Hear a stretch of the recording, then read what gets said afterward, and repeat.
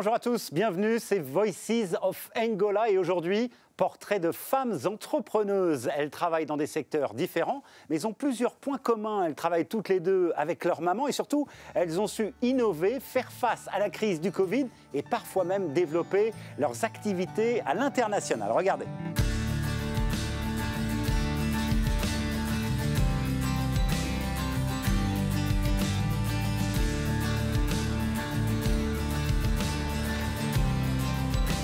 Direction Kahala, dans la province de Huambo, au sud-est de Luanda, où l'air est délicieusement parfumé. Nous sommes au siège de l'entreprise horticole MMM, une entreprise familiale gérée par Dulce Oliveira.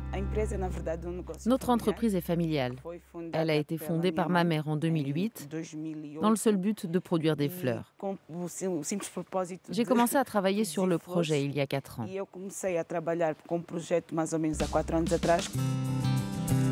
Dulce gère aujourd'hui la société.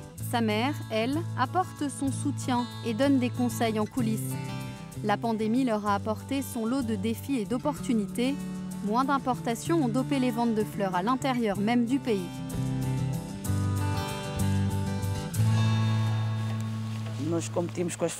Nous sommes en concurrence avec des fleurs d'Afrique du Sud, avec des fleurs importées des Pays-Bas et du Kenya. Mais comme nous n'avions pas d'autre choix, il n'y avait que des roses locales, nous avons fini par vendre presque toute la production après le confinement.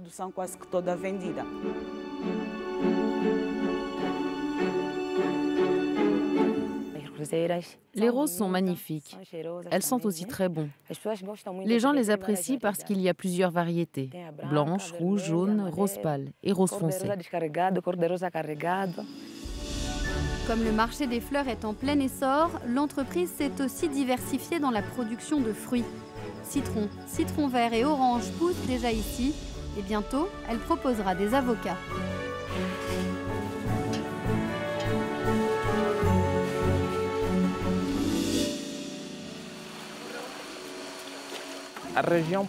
La région du plateau ici en Angola a toujours été décrite comme une région à haut potentiel de production pour les avocats, grâce à un sol fertile et des conditions climatiques favorables. Nous avons aussi identifié des variétés appropriées pour l'export. De la ferme à la cuisine, Camarta, une petite entreprise familiale basée à Luanda, est spécialisée dans les collations, les bonbons et les condiments. Elle s'est d'abord fait un nom avec une pâte de piment, aujourd'hui connue et appréciée en Angola.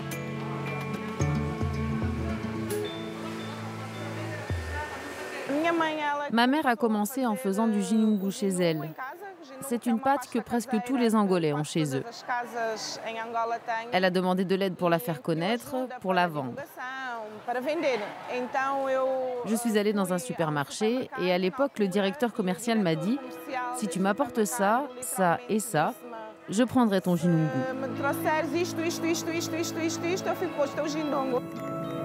Anna est à la tête de l'entreprise et sa mère est toujours impliquée. Camarta est la première entreprise de ce genre à créer, emballer et commercialiser des aliments traditionnels. On a un bonbon, le kifufutila. Beaucoup de gens nous disent « Je m'en souviens parce que ma grand-mère le faisait, ma mère aussi ». Je pense que Camarta est une marque importante parce que quand vous allez au supermarché et que vous voyez des cookies et des bonbons venant d'autres pays, les gens sont fiers de voir une marque angolaise, des bonbons qui leur sont familiers. Être à la tête d'une micro-entreprise en pleine pandémie n'est pas facile. Trouver des ingrédients à des prix compétitifs peut être difficile et les clients sont imprévisibles dans cette période troublée. Nous avons déjà réduit nos coûts et on s'adapte. Maintenant, on attend.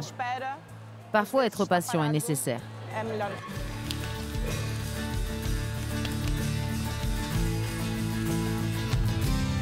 D'autres portraits, d'autres Voices of Angola très bientôt sur Euronews et bien entendu sur la page Angola sur notre site euronews.com. Merci à vous toutes et à vous tous d'avoir été avec nous et à très bientôt.